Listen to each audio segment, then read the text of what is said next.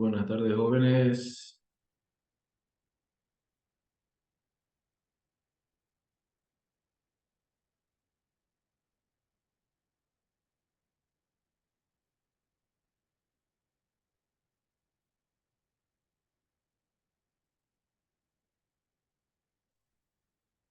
¿Cómo están, jóvenes?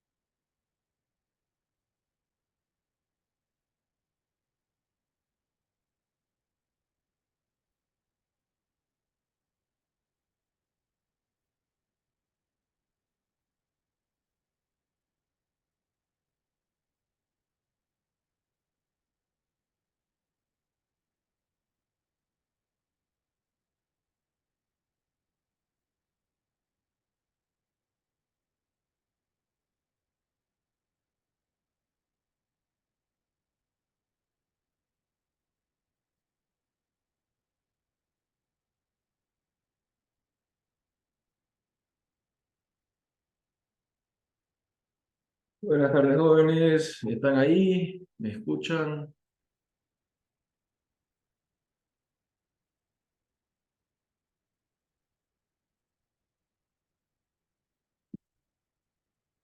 El día de ayer quedamos en la pregunta 88 porque me necesitaban, no tuvimos que cortar, pero vamos a hacerlo de nuevo. Nos dice, calcule la densidad de un fluido invisible con el agua. ¿Esto qué significa? Que voy a tener una densidad de un líquido distinta a la densidad del agua. Estos dos están en un tubo en forma de U. Entonces yo voy a colocar un tubo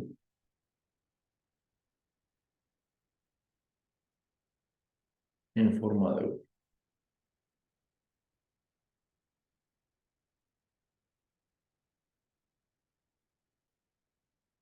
Dice, en uno de los extremos, el líquido A con una altura de 25 centímetros. Vamos a poner que nuestro líquido A llega aquí, llega hasta acá. Esta altura, H igual a 25 centímetros. Este es mi líquido A. Y en el otro extremo, el nivel del agua está 10 centímetros por debajo, ¿no? En el otro lado yo tengo todo esto es agua.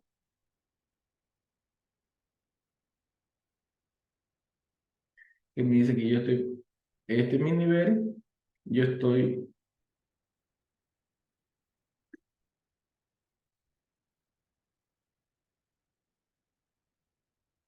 esto es H de 10 centímetros. Hasta aquí tengo agua.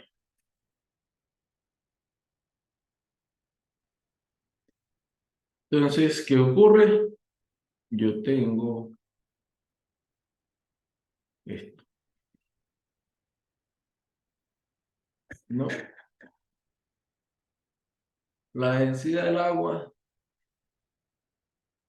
me dice que 2 es igual a 1 kilogramo por centímetro cúbico.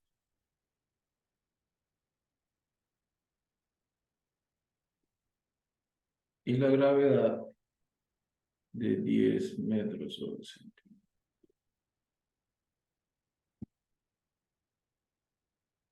Entonces yo tengo que resolver esto. ¿Alguien tiene alguna idea? Yo aquí tengo una presión atmosférica y aquí tengo una presión atmosférica. En este caso son iguales. En este punto,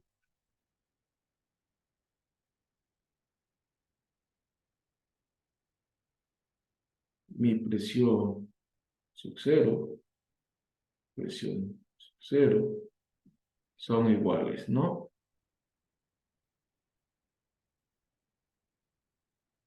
¿Y aquí va a ser la presión sub cero? A la presión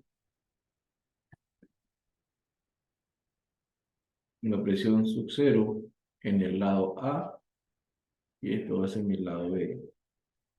En el lado A va a ser la presión atmosférica más la presión del líquido. Mi presión sub cero en el lado B va a ser mi presión atmosférica más la presión del agua.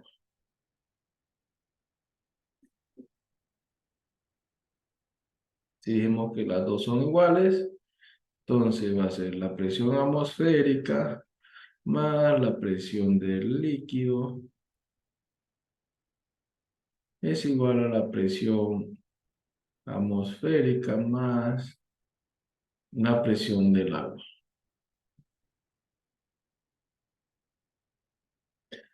Presión con presión atmosférica se van.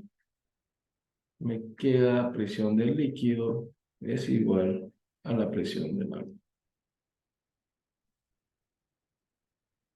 Ahora, ¿cuánto es la presión del líquido? Yo sé que la presión es la densidad del líquido por la gravedad por la altura del líquido. Entonces, yo puedo decir que es la densidad del líquido por la gravedad por la altura. En este caso, 25 centímetros. Ahora va a ser igual a la densidad del agua por la gravedad por la altura del agua. ¿Cuánto es la altura del agua? Jóvenes, ¿cuánto es la altura del agua?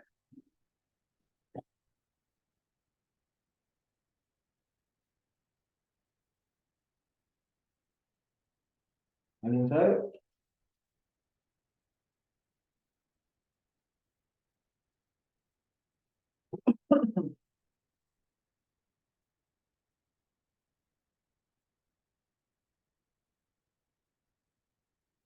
No, son estos 25 menos los 10 centímetros de acá. Son 15 centímetros, ¿no? Esta altura de acá. Esto es H de el agua.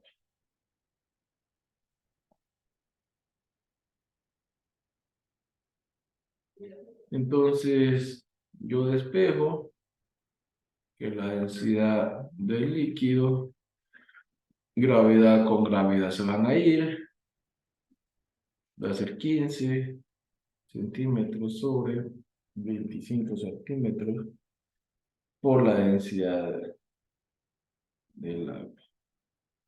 Si yo simplifico esto me queda, ¿cuánto me queda? Esto en 3, esto en 5, 5 dividido 3, 0,6, ¿no?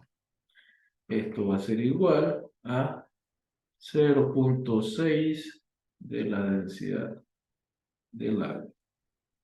¿Cuánto era la densidad del agua? 1 kilogramo por centímetro cúbico. Y esto me da 0,6 kilogramos por centímetro cúbico. El inciso A.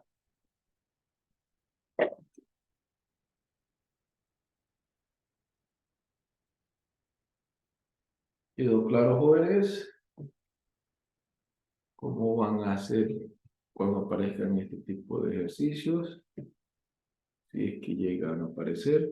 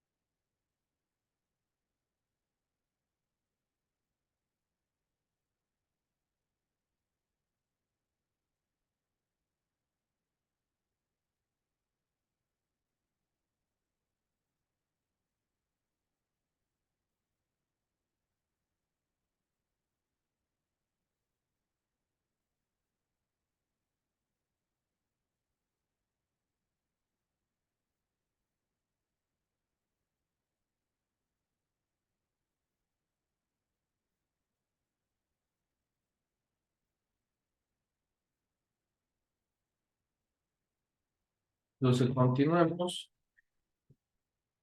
Ya si quedó todo claro, si no hay dudas, podemos continuar. Vámonos a la pregunta 89. Perdón.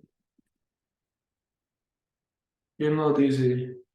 Un hombre se sumerge 3 metros en una piscina. ¿Qué presión soporta si la densidad del agua es de 1000 kilogramos por metro cúbico?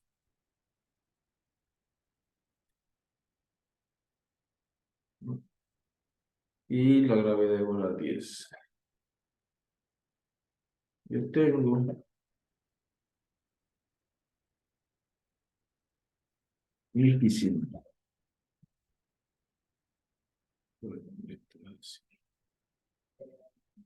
1000 piscinas, ¿no? Y hay una persona sumergida a una profundidad de 3 metros. Quiero saber cuál es la presión que soporta esta persona. Como está abierto, existe una presión atmosférica.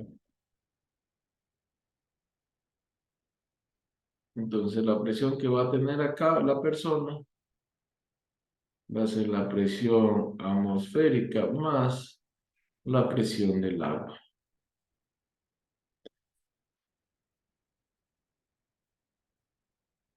La presión atmosférica es de 100.325 pascales más la presión del agua, que va a ser la densidad del agua por la gravedad, por la altura. En este caso, la presión va a ser 325 pascales. Esto me daba más 1000 kilogramos sobre centímetro, perdón, sobre el metro cúbico por 10 metros sobre centímetro cuadrado por 3 metros. Esto Todo esto, todas estas unidades me quedan en pascales.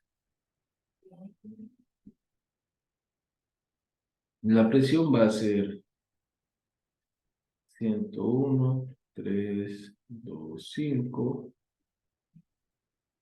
Son 1000 más 10 son 10.000 más 3 son más 30.000 pascales.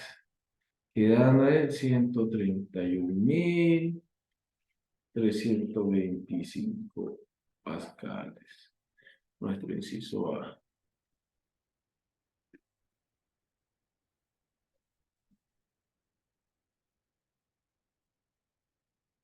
No es muy complicado este tema.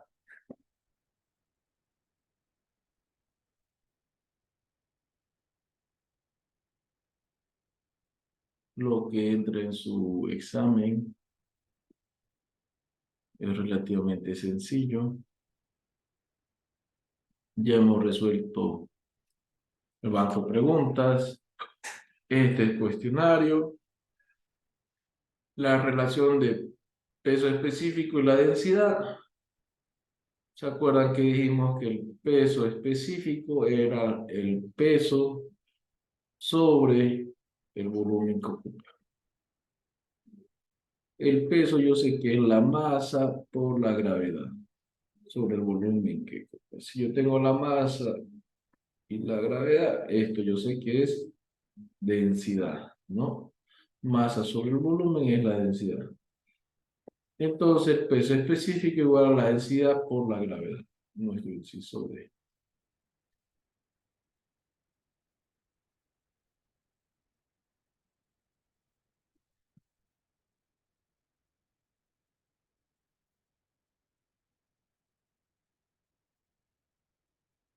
Con eso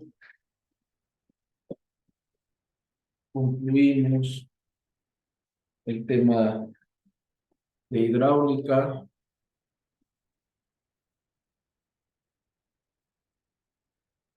¿Tienen alguna duda?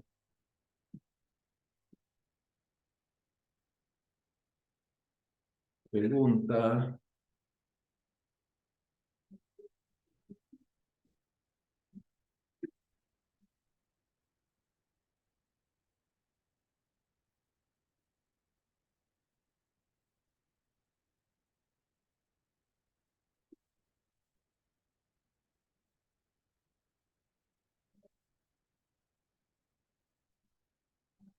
Si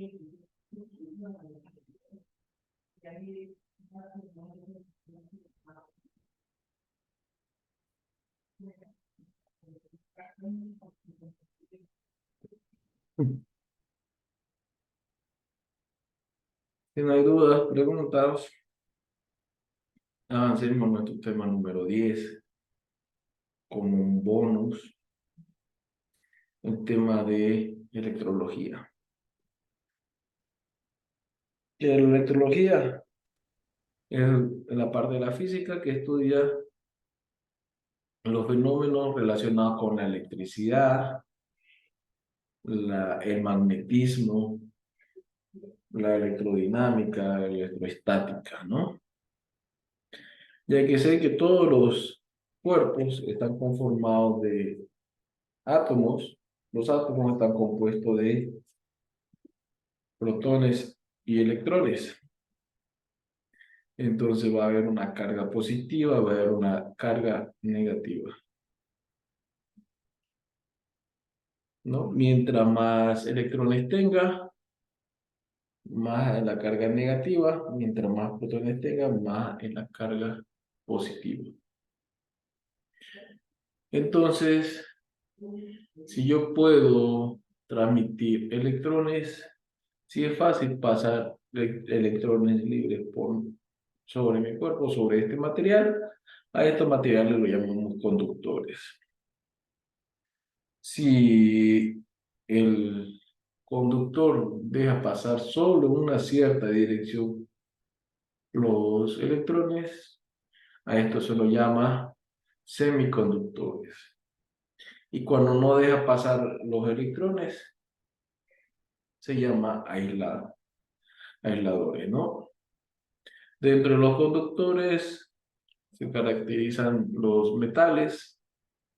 En los semiconductores existen metales especiales o materiales como plásticos que dejan pasar las corrientes en un solo sentido.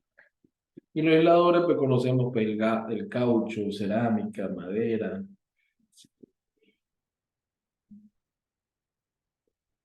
Entonces, cuando yo tengo una partícula que está cargada eléctricamente, a esto lo voy a llamar como una carga eléctrica. La carga eléctrica está medida en coulomb. El coulomb es la fuerza que tiene una carga de atraerse. Mientras más distanciada esté de otra carga, más débil es la fuerza, ¿no? Yo sé que las cargas del mismo signo se repelen y las cargas opuestas se atraen. Entonces, las cargas positivas con otras positivas se van a repeler, las cargas negativas con otras negativas se repelen, pero entre positiva y negativa se atraen,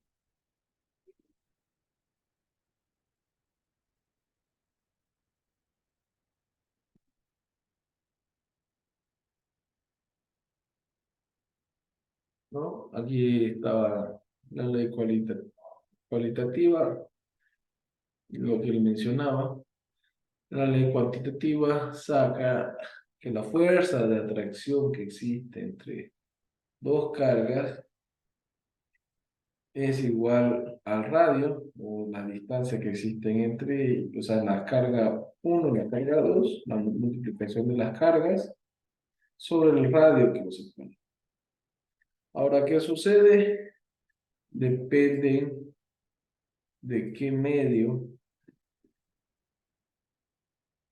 qué sustancia hay entre ellas, para ver si es más fácil o más difícil atraer esas cargas.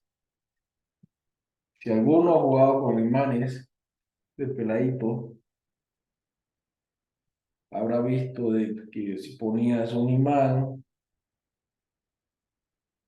a un lado de un vidrio y otro imán al otro lado, podías mover el uno y el otro se movía, digamos, ¿no? Era porque tenía la fuerza de atracción. Entonces, esta fuerza de atracción estaba atravesando lo que es el vidrio. Ahora, los mismos imanes vos podías colocarlo en una madera del mismo grosor y la fuerza iba a variar, ¿no? Hagan un intento, prueben en su casa, investiguen. Entonces, eso era el valor de K, que depende de qué sustancia es, tiene una permitividad de un libre paso de los electrones.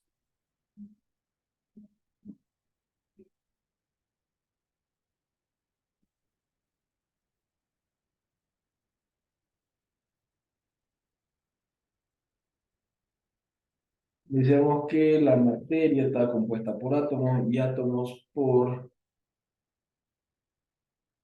electrones, protones y en este caso también los neutrones, ¿no? Yo tengo un átomo con 4 protones. Para que estos no se separen entre sí en el núcleo, van a haber los neutrones, que son igual 4. Para que esta carga sea estable, este átomo sea estable, yo tengo 4 electrones. Estos son E con carga negativa, E con carga positiva Y los neutrones con carga neutra, ¿no? Cero. O tienen carga.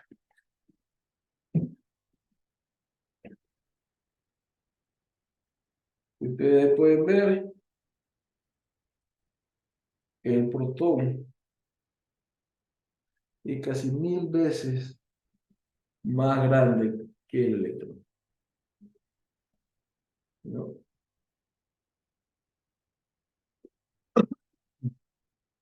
Podríamos decir que este es mi electrón y mi protón va a ser 1000 veces más grande.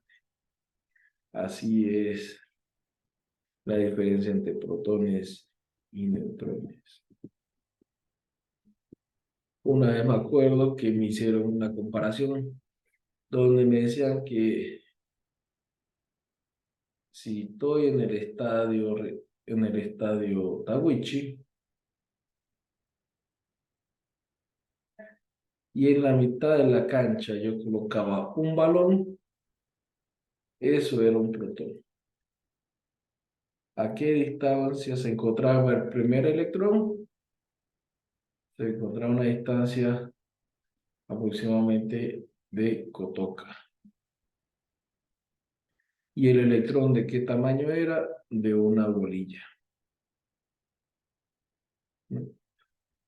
Era así la comparación, una vez me dieron, de cómo era el espacio que había entre la separación del electrón y un protón y la de los tamaños.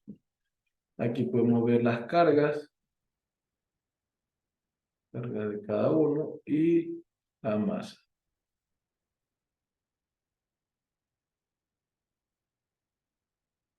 ¿Qué es un campo eléctrico? Cuando yo tengo un punto de referencia,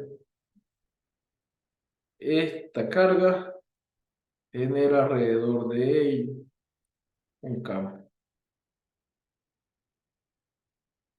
¿De qué forma? De forma radial, en todas las direcciones, en todas las direcciones.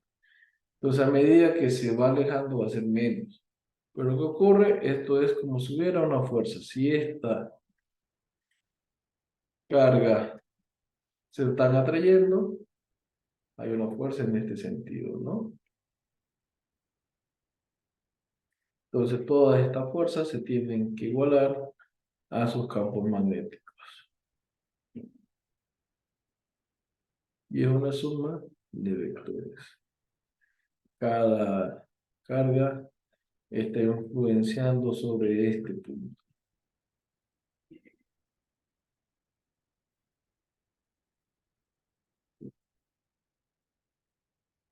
Y desde aquí, donde vamos a empezar a ver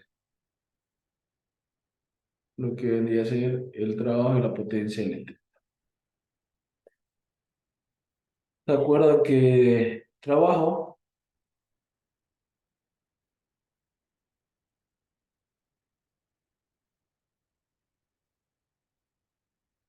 era la fuerza por la distancia? En este caso es la fuerza de mi carga eléctrica, ¿no? La fuerza dijimos que era acá por carga 1 por carga 2 sobre el radio que estaba separado. Entonces, mientras más lejos esté mi carga, menos fuerza voy a obtener. Mientras más lejos esté, más trabajo necesito. Entonces el trabajo, en este caso el potencial eléctrico, es cuando yo tengo aquí una cierta carga, carga 1, distinto, pero mayor que 0, y en este punto mi carga es igual a 0. Entonces a esto es lo que yo conozco como voltaje, el trabajo que hago para llevar este. Entonces eso es un voltio.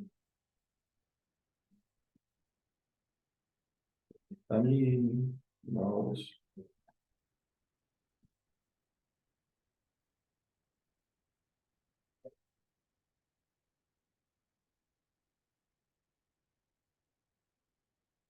La capacidad eléctrica es la cantidad de carga que yo puedo acumular. De acuerdo a cada material, se puede acumular cierta cantidad de carga.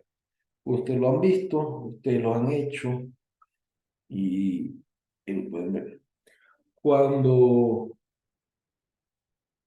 hace frío, se ponen una chamarra. Esta chamarra es sintética. Lo que hacen es flotar electrones. De acuerdo a cuántos electrones van soltando, se va acumulando esto en su cuerpo y cuando tocan algún metal, algo donde el voltaje es cero, hacen su descarga eléctrica, ¿no? Entonces la descarga va a depender igual del material. La capacidad de carga eléctrica depende del material en que está construido. Los condensadores inicialmente son dos cilindros donde están separados por el vacío. Epsilon cero es del vacío. Entonces son diferentes cargas separadas un diámetro. Esta separación es muy pequeña, lo más aproximadamente a cero. Entonces, para aumentar la capacidad de la carga eléctrica, se fue investigando en diferentes elementos, diferentes conductores o semiconductores, y se pudo obtener los, ¿cómo que se llama? Condensadores con resina, condensadores plásticos.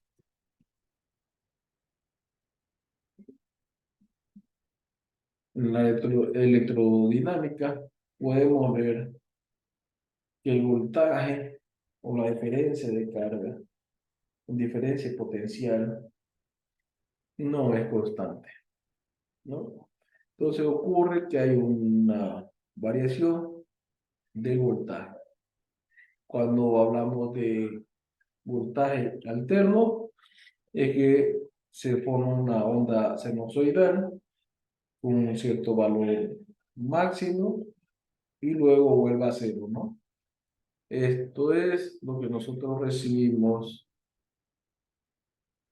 en nuestras casas. Un voltaje sinusoidal, pero o seno, ¿no?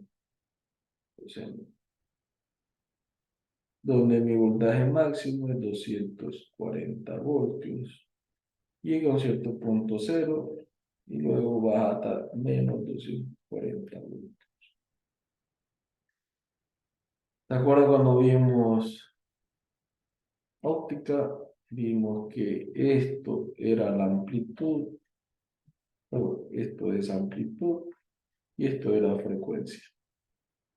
¿Cuál es la frecuencia que tenemos en nuestras casas? 50 Hz. 50 veces pasa por un voltaje de 240 positivo y 50 veces en un segundo pasa por un voltaje de 240 voltios, ¿no? Menos 240. Entonces, cuando ustedes tienen pilas, es que viene a ser una pila, un acumulador de carga. Tiene carga acumulada dentro de su material. ¿Qué material tienen las pilas comunes? Grafito, carbón, rodeado por una manta metálica, en este caso, por lo general es zinc. La intensidad de corriente es la capacidad del paso de la carga en un determinado tiempo. ¿Se acuerdan que cuando hablábamos en hidráulica que el paso de cierta cantidad en un determinado tiempo era un caudal. En este caso podemos considerar que la intensidad de corriente vendría a ser como el caudal de los electrones. ¿Cuántos electrones pueden pasar? Y la resistencia eléctrica es nada más que la oposición que tiene un material al paso de los electrones, ¿no? Esta resistencia va a depender de la densidad del electrón del cable, el material, la longitud que tenga el cable y la sección. O sea, yo tengo un cable, una sección circular de esta forma. Esto es el área. Esto es la longitud. Y de acuerdo a de qué material sea, es que yo tengo mi densidad de material. Por eso los elementos más pesados son más difíciles que pasen la corriente.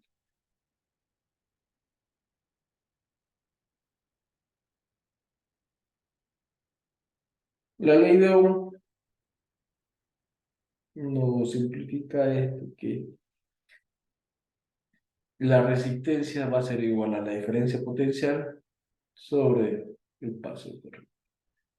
Como lo ven en el gráfico, mientras más resistencia tenga el flujo, el caudal de los electrones va a ser más difícil.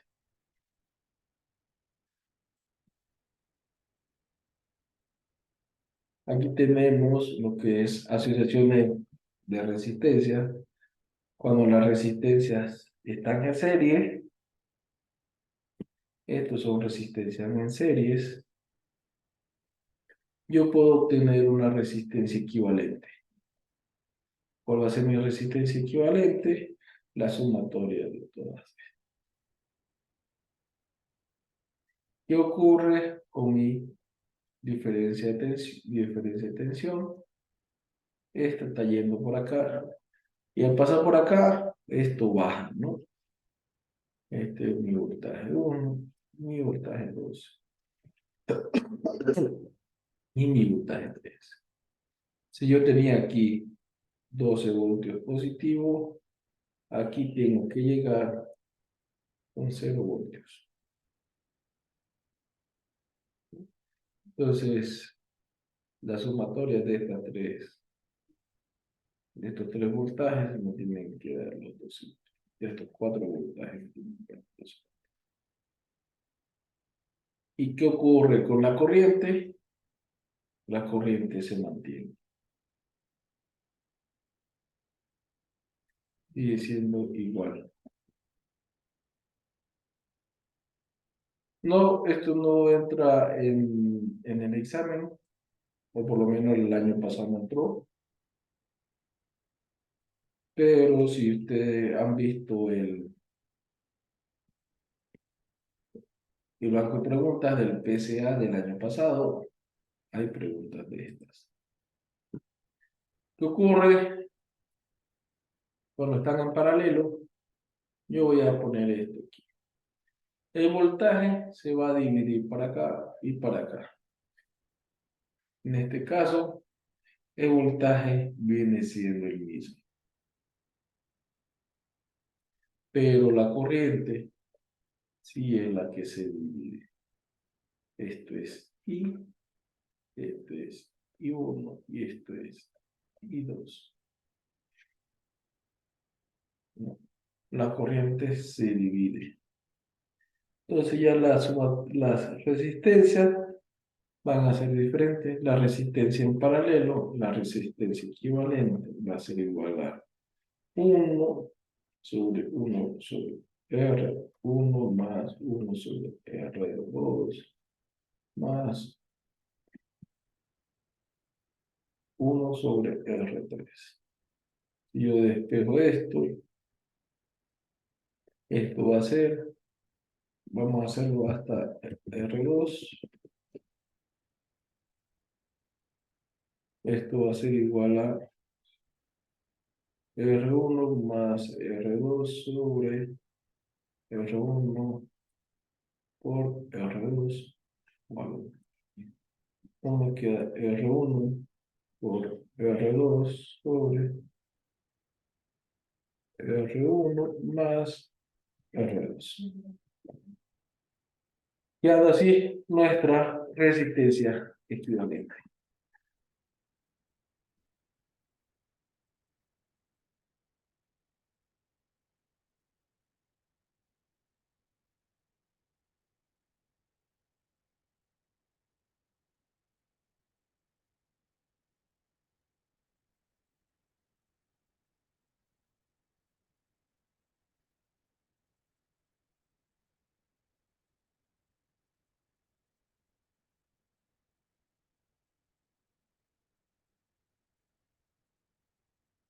Claro, en serie, lo vemos acá.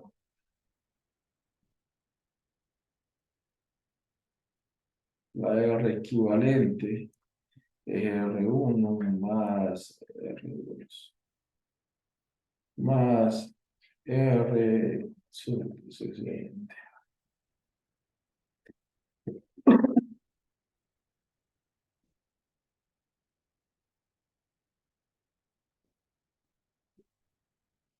El electromagnetismo,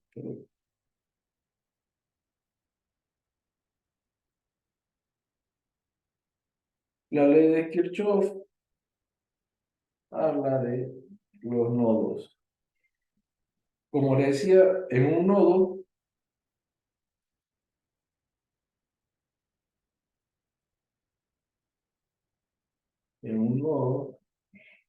mi voltaje van a ser igual, ¿no? El voltaje va a ser igual. Uno, uno es igual. Pero ¿qué va a ocurrir con mi corriente? Esta es mi corriente, este es mi corriente 1, este es mi corriente y 2. Entonces, esto es lo que se conoce como la sumatoria de las corrientes. Igual a cero. ¿Se acuerdan cuando hacemos de las fuerzas? Si este está entrando, positivo, este está saliendo, menos y 2. Este está saliendo, menos y 1, es igual a cero, ¿no? La corriente que entra va a ser igual a I1 más I2, a todas las corrientes que salen en uno.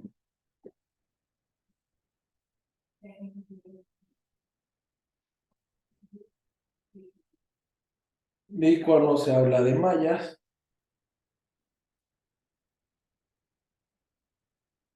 bueno,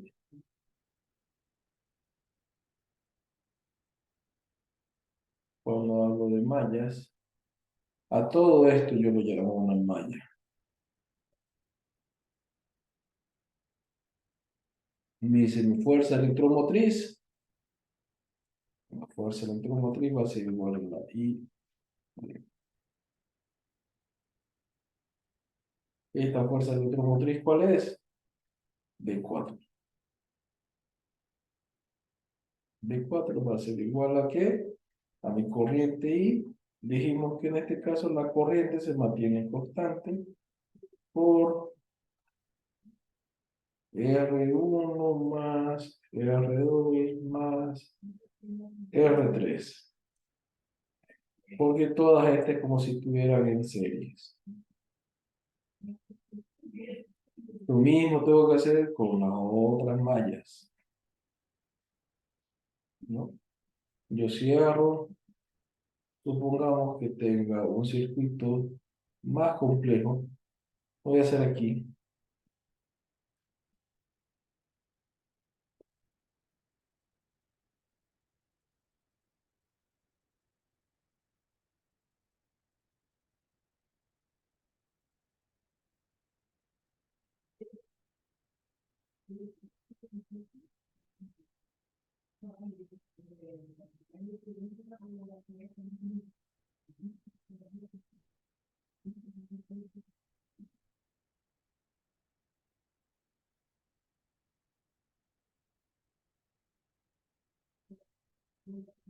Tengo un circuito de esta forma.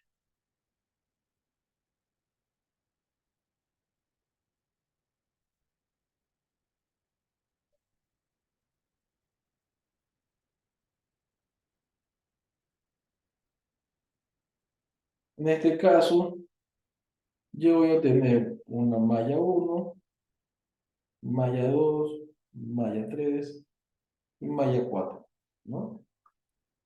Cuatro mallas. ¿Cómo puedo hacer esto más simple? Voy agrupando.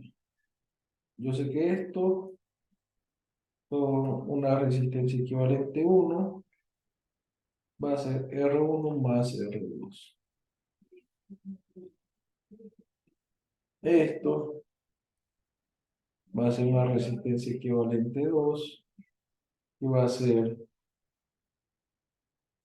R equivalente 1 por R3 sobre R equivalente 2, 1 más R equivalente 3. Después agrupo esto otro y voy a tener que va a ser un R equivalente 3 y si R4 por R5 sobre R4 más R5. Y así sucesivamente hasta que me quede una resistencia equivalente total, que va a ser oh, R equivalente 2 más R equivalente 3. Aquí había una 4 y después una 5 más R equivalente 5. Entonces, para eso se veía esta parte de la simplificación y lo que son las mallas.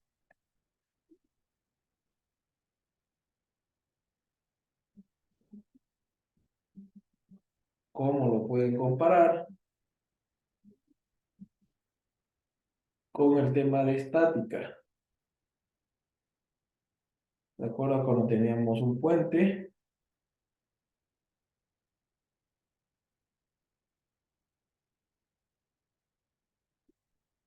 donde estos son mis apoyos. O no, no lo hagamos con un puente, hagámoslo con una carga, ¿no? Yo tengo una carga que cuelga y esta está colgada de dos cables soportada en el techo.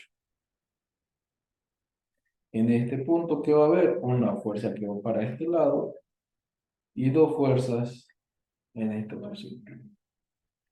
Entonces, la primera ley me dice que las fuerzas era igual, la sumatoria de las fuerzas era igual a cero. Lo mismo que ocurre acá, ¿no? Dijimos que esto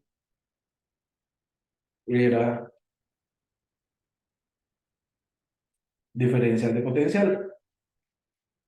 Era cuando yo tenía una carga que se movía. Entonces, en cinemática vimos, mejor dicho, en dinámica vimos que la sumatoria de la fuerza era igual a la masa por aceleración, ¿no? La segunda ley, la segunda ley de esta.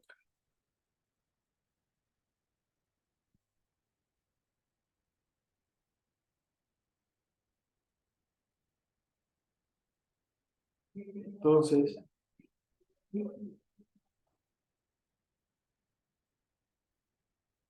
así es la comparación de la electrostática con la dinámica y la estática.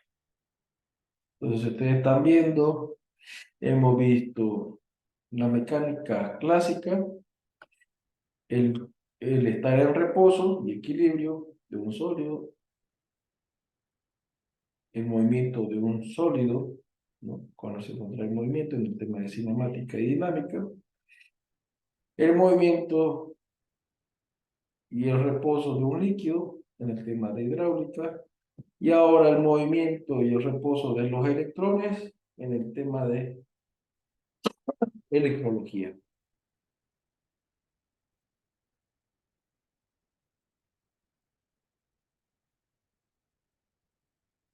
La energía eléctrica. ¿Se acuerdan que cuando hablábamos, decíamos que teníamos la energía, era la energía cinética, más energía potencial, más energía potencial elástica y había otros tipos de energía? Claro, hemos visto energía cinética, energía potencial, energía potencial elástica, la energía hidráulica, ¿no? Que esto podríamos decir que era la presión sobre la densidad por la gravedad por más z más la velocidad al cuadrado sobre 2g. Esto es mi energía hidráulica. Ahora puedo decir que es mi energía eléctrica.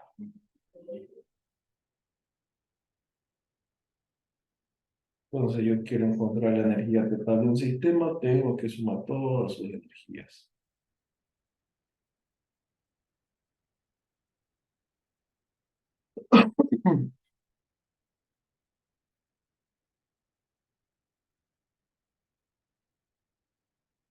Esto, esto es esencial que ustedes conozcan para que puedan identificar qué es lo que le cobran los de la CRE.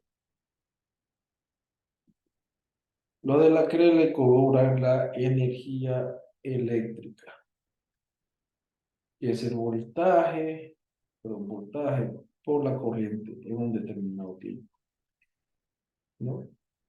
El voltaje en nuestras casas es igual a, perdón, esto va a ser voltaje 220.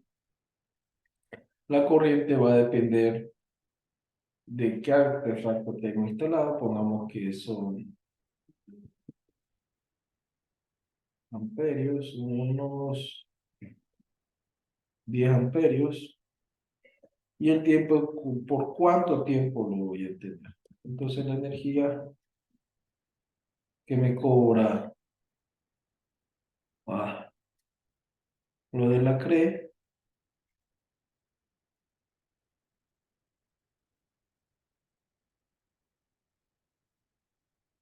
son vatios por hora,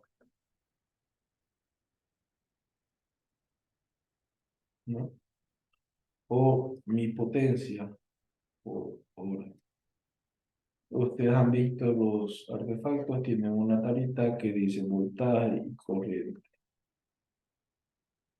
Un televisor LED está en voltaje 220 voltios y la corriente 0,5 amperios. ¿Cuál es la potencia que tiene este televisor?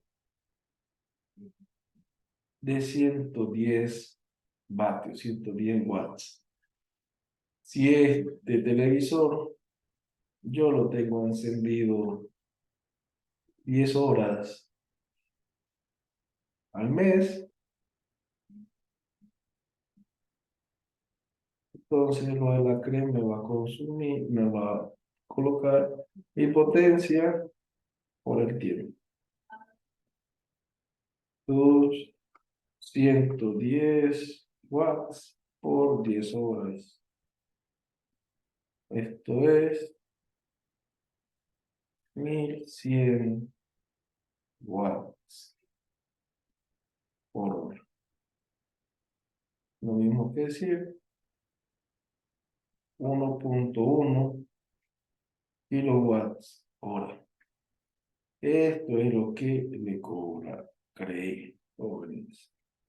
¿Cómo ustedes pueden saber si están consumiendo más o menos energía? Saquen esta potencia, saquen este tiempo. Cada artefacto, cada elemento eléctrico tiene cuánto es su consumo, su corriente y cuál es el diferencial de potencial. ¿A qué tensión están trabajando? Y así ustedes pueden saber si están consumiendo más o menos energía. ¿Qué elemento consume más energía?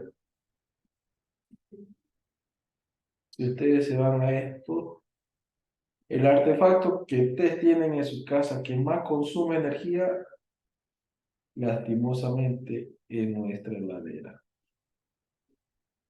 ¿Por qué? Porque esta trabaja 24 horas al día, 7 días a la semana, 31 días al mes. Por más que esta heladera tenga una potencia de 50 vatios, ¿sí? 50 watts, está trabajando constantemente los 31 días.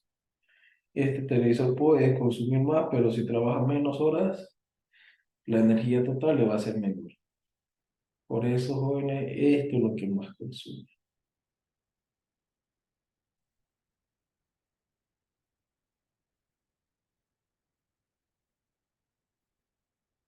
El electromagnetismo viene a ser una característica de la carga. La carga dijimos que crea un campo. Este campo se llama campo magnético. Los imanes pueden haber de dos formas, los naturales y los artificiales. Los naturales, ¿cuáles son? Son materiales ferromagnéticos que tienen una cierta carga.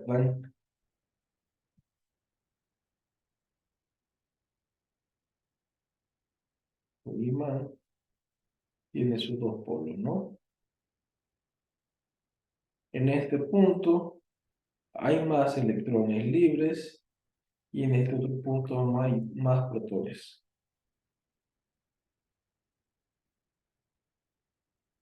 Y es por eso que el campo eléctrico ya en este sentido, ¿no?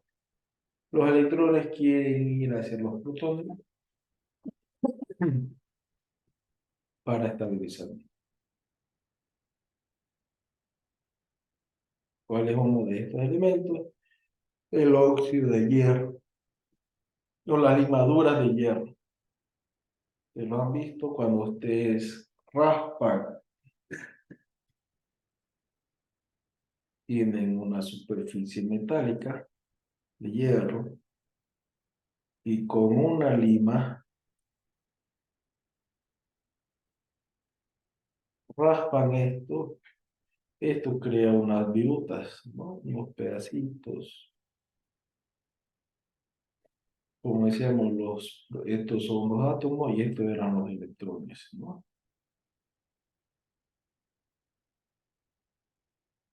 Están orbitando. Entonces, los primeros en salir de esta órbita cuando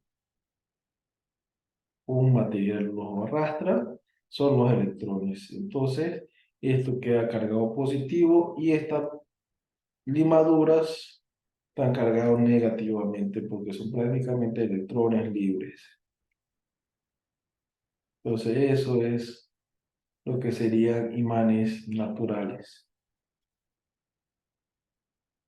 Los imanes artificiales son aquellos que el hombre los produce, el hombre los genera y los genera a través de la corriente. Y una carga positiva generaba un campo positivo yo hago circular más cargas,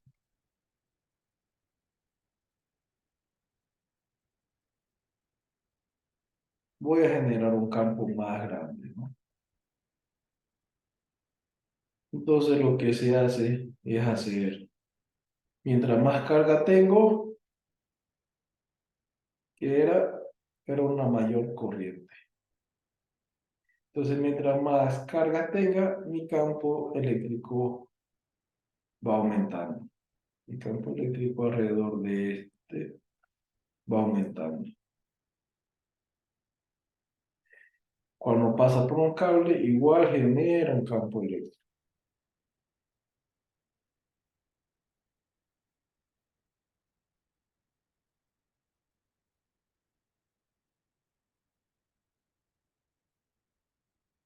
Entonces, estos son los imanes artificiales, los imanes que uno puede fabricar a través del paso de corriente en un conductor y un arma de hierro. Y eso sería todo, jóvenes. El tema de electrología, como les dije, es un tema plus para que conozcan un poco de cuáles son los imanes, cuál es la potencia, cuál es la tensión.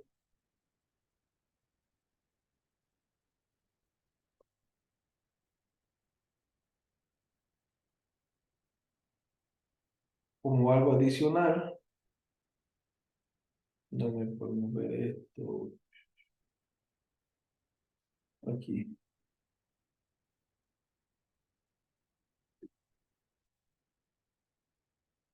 para que ustedes investiguen, para que ustedes analicen.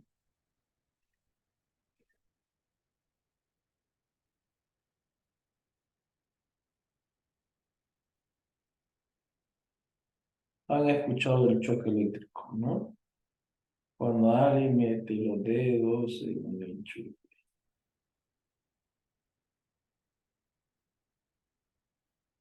¿Por qué ocurre esto?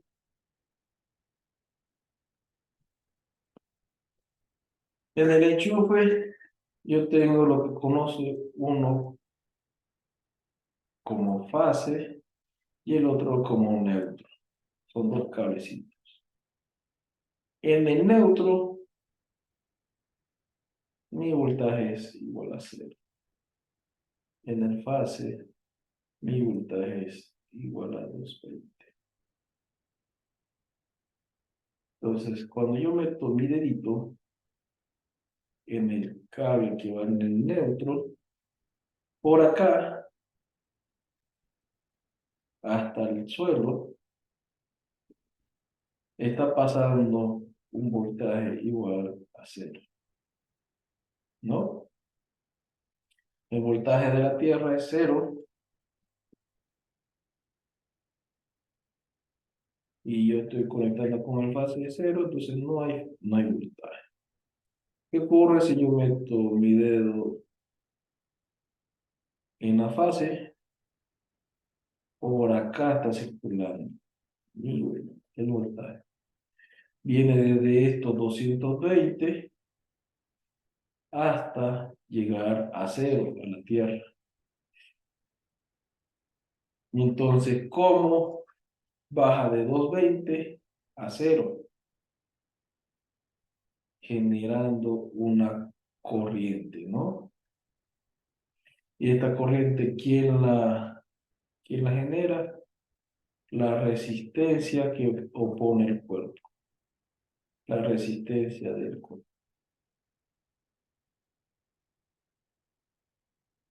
Entonces, la corriente que mata, vamos a ponerle la corriente que mata, es de 0,5 amperios. La corriente que lo desmaya a uno es de 0,3 amperios. La corriente que lo patea a uno es de 0,20 amperios. La corriente que te hace sacudir la mano, ¿no? Ese que es un instante, lleno de fuerte. Son corrientes de seguridad, son corrientes menores a 0,1 amperes.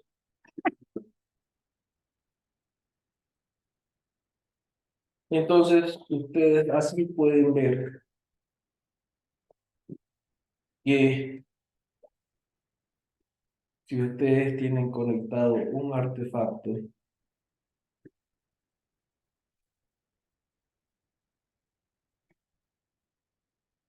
artefacto que me diga que la potencia es de 5000 vatios, un ejemplo, la ducha eléctrica, 5000 vatios es mi potencia. Y dijimos que la potencia es el voltaje por la corriente. El voltaje es de 220, y entonces mi corriente va a ser mi potencia dividido mi voltaje, son los 5000 dividido 220.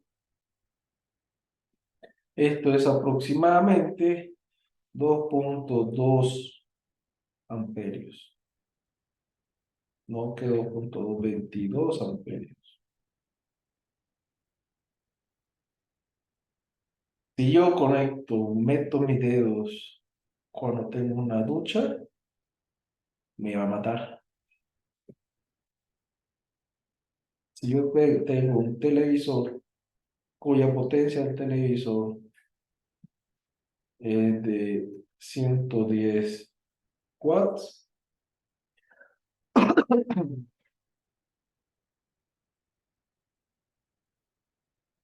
esta corriente es igual a 0,5. Entonces esta corriente o me va a matar o por lo menos me desmaya, ¿no? Si yo tengo un foco, el foco cuya potencia eran antes de 100 watts, o en este caso ahora ya son de 40 watts, de mi corriente de 0,2 amperios. La corriente es suficiente para patearte, pero que no te mata. Entonces, eso es para que lo tomen muy en cuenta, jóvenes.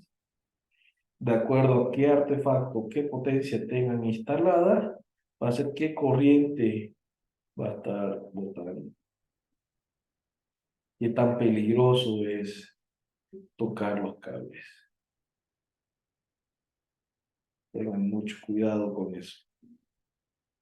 Eso sería todo el avance del día de hoy. ¿Tienen alguna duda? ¿Alguna pregunta?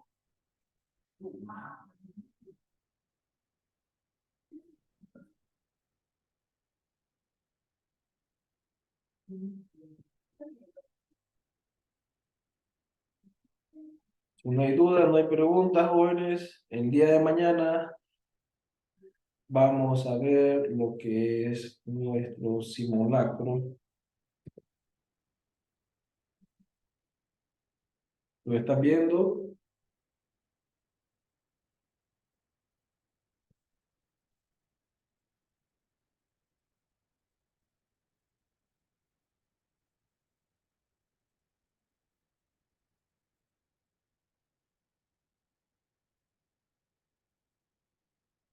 Para los que siguen preguntando si el tema de electrometría va a entrar o no va a entrar,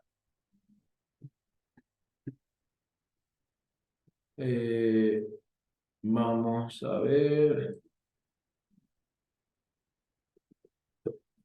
Están viendo lo que es el banco de preguntas.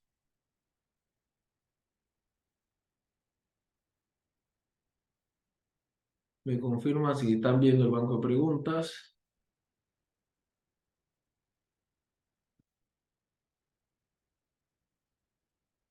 El banco de preguntas que ustedes tienen en su portal, en la página de la Gabriel, no está contemplado, no entra el tema de electrología. Ustedes están viendo, no hay ninguna de las preguntas de electrología. Por aquí,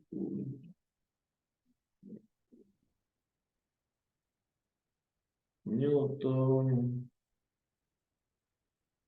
tipo de fenómenos, deformación, análisis dimensional, nomenclatura. No hay nada de electrología en su banco de preguntas. Pero si se acuerdan, ¿dónde está? Si alguien vio,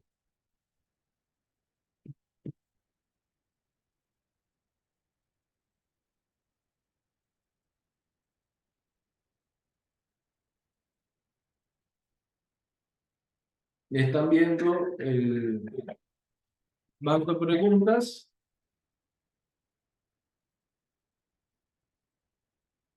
Jóvenes, banco de preguntas PCA 2020. Me confirma si lo están viendo o no lo están viendo.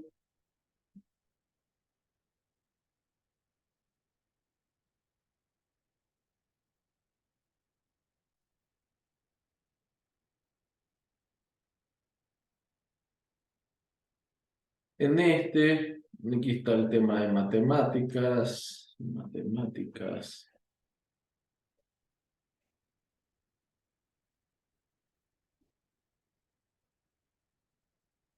Esto sigue siendo matemáticas.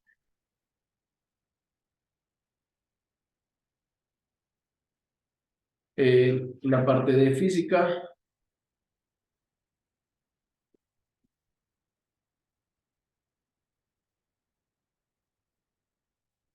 digamos, vectores,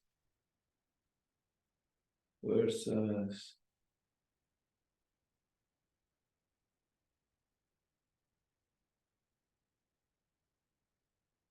hidráulica. Aquí ven, están viendo esto. La pregunta 84 nos dice el potencial eléctrico será igual a el trabajo realizado, la carga eléctrica, el campo magnético, un electrón o ninguno.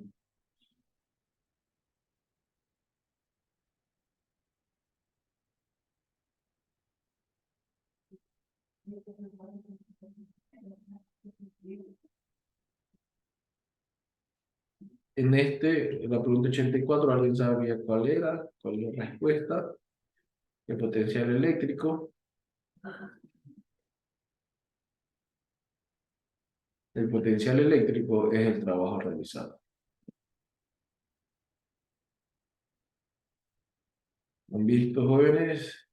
En este banco de preguntas, sí está contemplado el tema de electrología.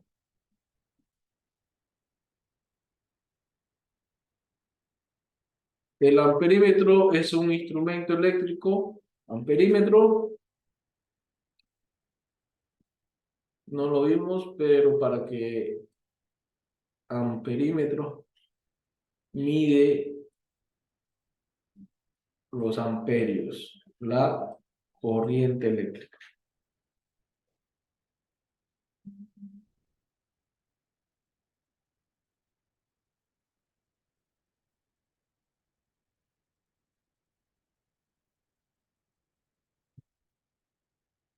Después, a ver si hay otra pregunta más por ahí.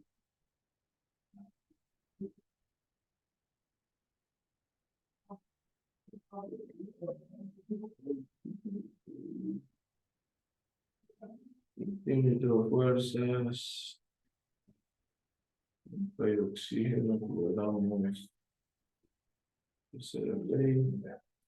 Aquí está. Aquí hay otra. La ley de Ohm, ¿cómo se define? Vimos que la ley de Ohm hablaba del triangulito de voltaje, corriente y resistencia, donde el voltaje era igual a la corriente por la resistencia. ¿De acuerdo? Hicimos sumatoria de fuerzas, era igual a la masa por aceleración. En este caso dijimos que el B era una fuerza electromotriz, que es igual a la corriente por la resistencia.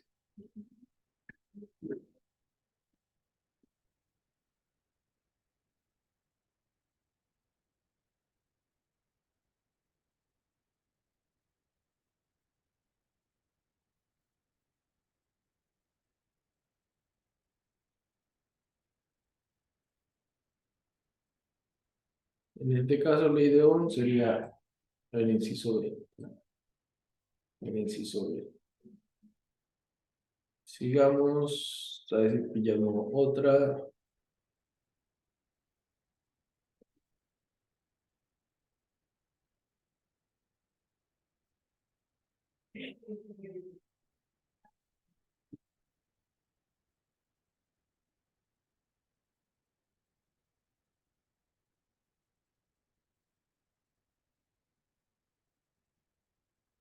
Aquí dice la FEM.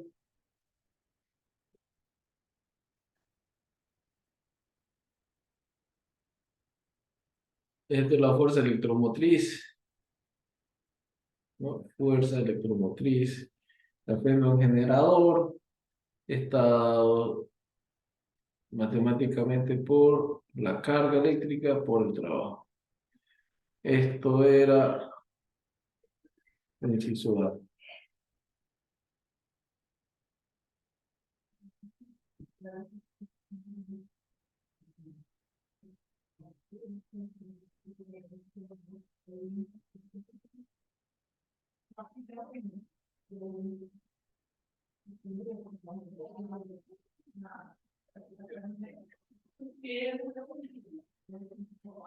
¿Y qué están viendo? La pregunta número 163.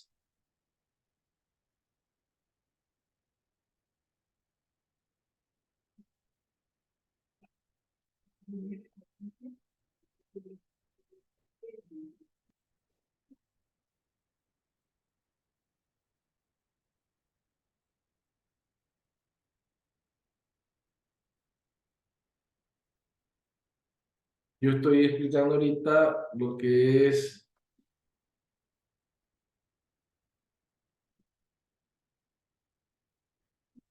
en este caso,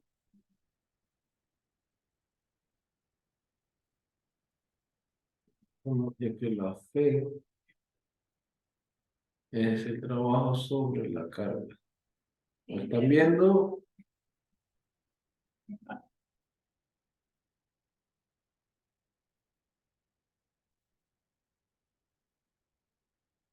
¿Vieron la respuesta a la 171?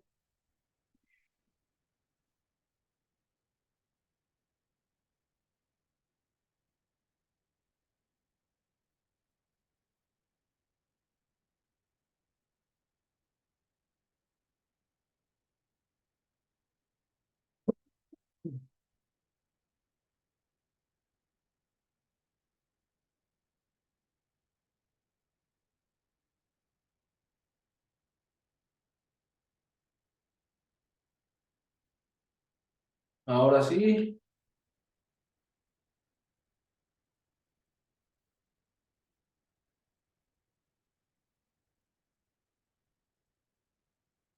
Ahora sí, están viendo lo que es el banco de preguntas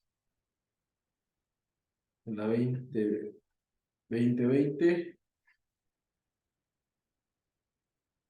Estamos en la pregunta 171 de física.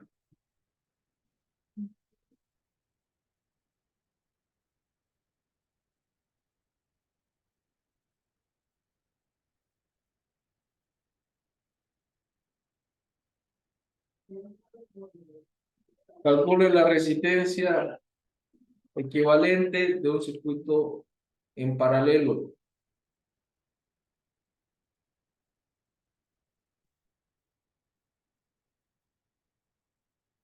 Tengo una resistencia en paralelo, R,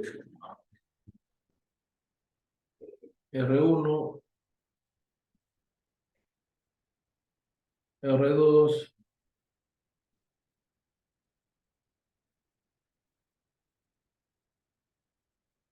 y R3. ¿No? Dijimos cuando esto era paralelo, esto iba a decir R equivalente igual a R1 por R2 por R3, todo sobre R1 más R2 más R3. Esto me quedaría 3 por 6 es 18, por 2 es 36, dividido 3, 9 y 2, 11. No, no, no, no, no, no, no. Vamos a hacer paso por paso. 1 sobre 1 sobre R1 más 1 sobre R2 más 1 sobre R3.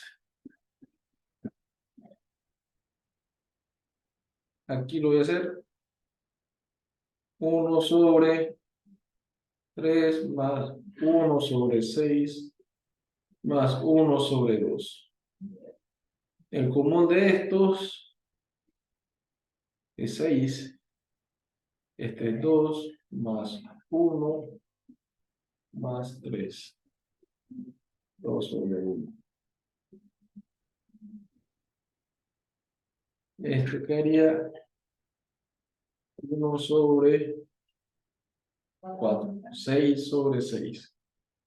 Este es 1, un ohmio.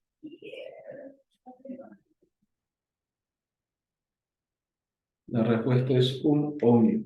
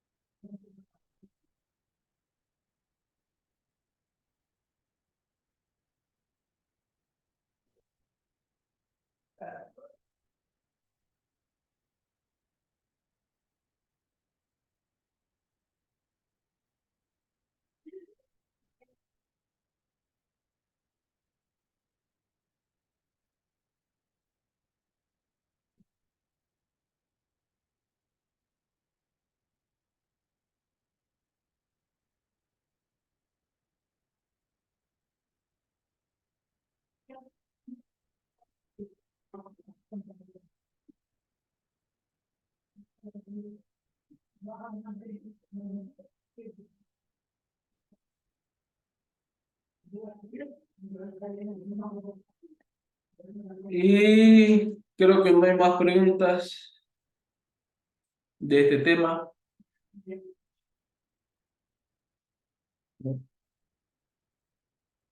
¿Han visto? Puede ser que entre, pero son muy escasas las preguntas que tienen para este tema de electrología. Se lo voy a pasar a la presentación para que la estudien, lo vean.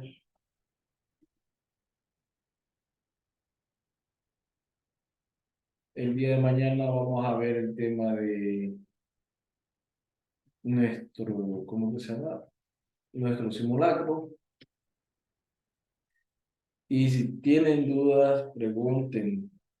Tenemos tiempo para preguntar. Después del examen, ya no hay vuelta atrás. Bueno, jóvenes, nos vemos el día de mañana. Que tengan buena tarde.